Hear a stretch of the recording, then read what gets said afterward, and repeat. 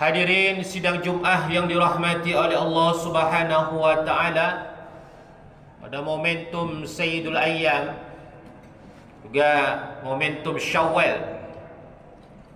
Syawal yang bermakna meningkat. Setelah 1 bulan penuh kita melatih ketakwaan kita kepada Allah, berpuasa di siang hari, kemudian berqiyamul lail di malam hari.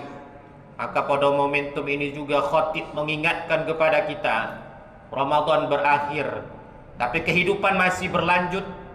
Kehidupan masih berlanjut, bermakna ubudiyah kita harus tetap berlanjut.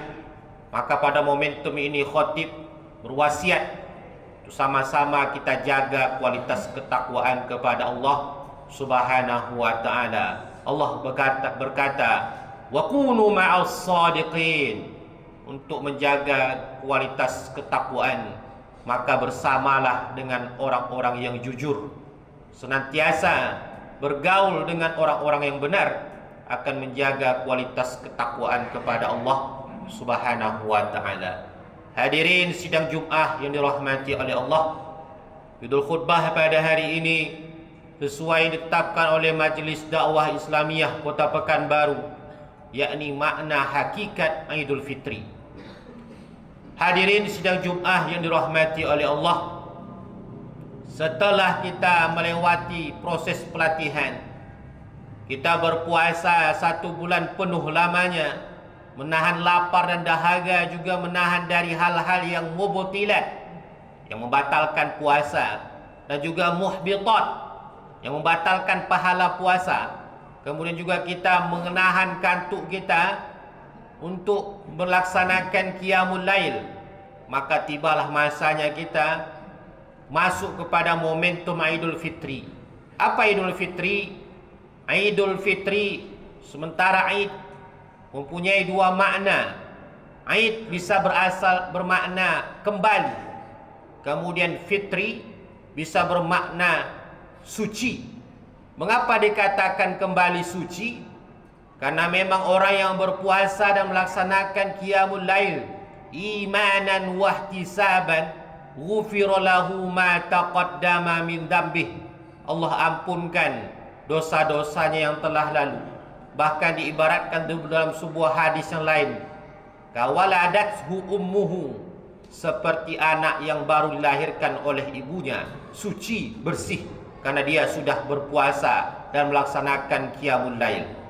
Hadirin sidang Jumaah yang dirahmati oleh Allah, Aid juga bisa bermakna hari raya, karena memang pada momentum itu adalah orang bersenang-senang, orang bergembira. Karena hari itu adalah hari kegembiraan, hari itu adalah hari kemenangan.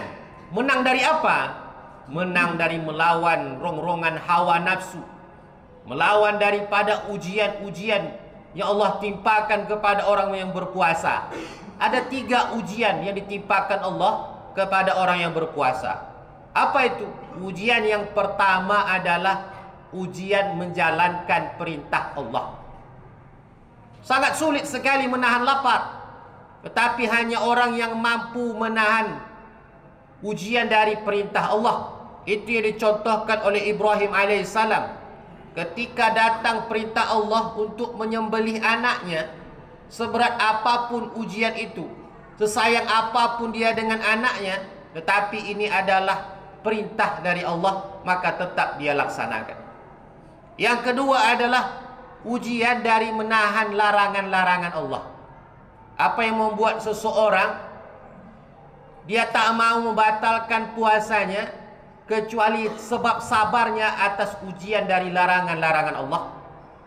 Itu yang dicontohkan oleh Yusuf alaihissalam ketika datang godaan Zulaikha yang sangat cantik. Zulaikha seorang keturunan raja bangsawan, tetapi Yusuf justru berkata, "Ma'adallah, aku berlindung kepada Allah." Sehebat apapun ujian, ketika seorang beriman dan sabar atas ujian dari Allah, maka puasanya tetap dia tahan karena sabarnya atas ujian dari Allah Subhanahu wa taala. Yang ketiga adalah ujian dari nikmat-nikmat Allah Subhanahu wa taala. Banyak orang yang ketika diberikan kesihatan tapi mentalnya mental sakit. Maka kita lihat banyak anak-anak muda di siang hari tanpa alasan yang jelas dia tidak berpuasa. Mengapa?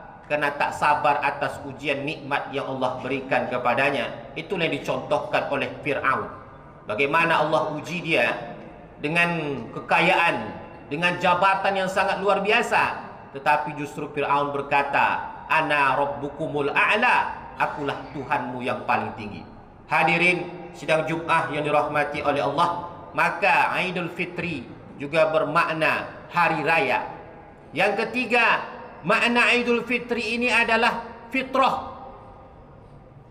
Sebagaimana hadis Rasulullah SAW yang mengatakan, kullu mauludun yuladu 'alal fitrah. Kullu mauludin yuladu 'alal fitrah.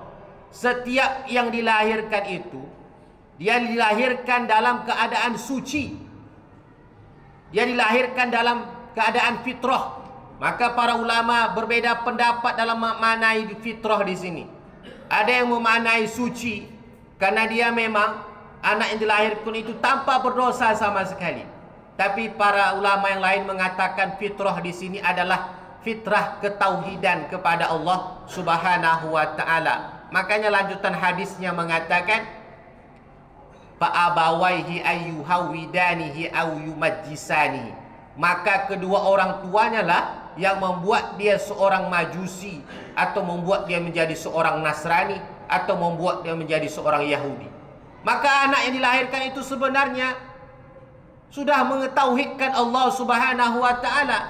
Sebagaimana dalam Al-Quran menjelaskan bagaimana orang-orang yang berada dalam ruh dimintai persaksiannya oleh Allah. Alastu bi rabbikum, bukankah aku ini adalah Tuhanmu? Maka orang-orang yang ada pada saat itu dalam alam ruh mengatakan, qalu bala syahidna. Maka mereka berkata, kami bersaksi bahwa engkau adalah Tuhan kami. Tetapi ketika dia dilahirkan, maka orang tuanya lah memberikan dia pendidikan Nasrani, memberikan dia pakaian Nasrani, Yahudi atau bahkan Majusi, memberikan dia lingkungan Nasrani, Yahudi atau bahkan Majusi. Maka Idul Fitri ini setelah dia melatih dengan berpuasa dan berqiyamul lail, maka kembali kepada fitrahnya, yakni mentauhidkan Allah Subhanahu wa taala. Hadirin sidang Jum'ah yang dirahmati oleh Allah, Ibnu Rajab Al-Hambali mengatakan, laisal aid liman labisahu jadid. Tidaklah dikatakan hari raya siapa yang pakaiannya baru, walakinnal aid liman imanuhu tazid. Tetapi yang dikatakan hari raya adalah siapa yang bertambah imannya.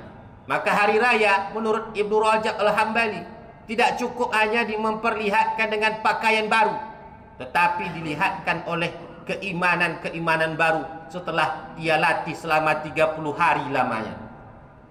Laisal aid liman ajmala bil libasi war rukub, walakinnal aid liman ghafaratiz zunub. Tidaklah dikatakan hari raya, lanjut dari Ibnu Rajab mengatakan, tidak dikatakan hari raya bagi orang-orang yang menghiasi dirinya dengan pakaian dan juga kendaraan, tetapi dikatakan hari raya adalah siapa yang Allah ampuni dosanya. Makanya dalam kitab Lataiful Ma'arif juga dikatakan, kharaja Umar bin Abdul Aziz rahimahullahu ta'ala fi yaumi Idul Fitri. Umar bin Abdul Aziz keluar dari rumahnya pada hari raya Idul Fitri. Kemudian dia berkata di dalam khutbahnya, ayuhan nas, wahai sekalian manusia, innakum sumtum fi lillahi salasina yauman. Engkau telah berpuasa selama 30 hari, wa kuntum salasina lailatan, dan engkau telah melaksanakan qiyamul lail selama 30 malam. Wa kharajtumul yauma tutlibuna minallahi ay yataqabbal minkum, dan hari ini kalian berdoa kepada Allah agar Allah terima amalan-amalan kalian. Kana ba'dus salah, maka dulu orang-orang yang terdahulu, orang-orang salah, yadharuna alaihil hazna yauma idul fitri.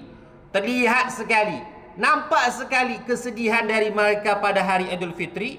Fayuqalu lahu innahu yauma fariha wa surur. Maka ada yang mengatakan kepada mereka, hari ini adalah hari keberuntungan dan juga hari kebahagiaan. Fayaqulu sadaqtum, kalian memang benar. Walakinni abdun amarani maulaya ay an a'mala lahu amalan fala adri aqbalahu minni amla. Betul, tapi aku adalah seorang hamba yang diperintahkan Tuhanku untuk beramal, tetapi aku tidak tahu apakah amalku diterima atau tidak. Hadirin sidang Jumat yang dirahmati oleh Allah, dijelaskan bahawa Umar bin Khattab di dalam khutbahnya mengatakan, menyeru kepada orang-orang yang hadir pada hari Idul Fitri itu, siapa saja hari ini yang meminta Allah terima amalnya, maka itu juga yang dahulu dilakukan oleh orang-orang salaf. Mereka terlihat sekali sedih dalam hari raya itu. Ketika ada yang protes dengan kesedihan mereka, harusnya hari ini engkau bergembira, hari ini adalah hari kegembiraan, hari ini adalah hari kemenangan, mengapa engkau bersedih? Maka orang-orang salaf itu justru mengatakan, betul memang hari ini hari kegembiraan, hari kebahagiaan, tetapi aku adalah seorang hamba yang diperintahkan oleh Tuhanku untuk beramal, tetapi aku tidak tahu amalku diterima oleh Allah apa tidak. Ini yang membuat orang-orang salaf berbeda dengan kita. Ketika orang-orang salaf di hari Idul Fitri mereka bersedih karena mereka tak tahu amal mereka diterima oleh Allah apa tidak. Sementara kita tak peduli sama sekali.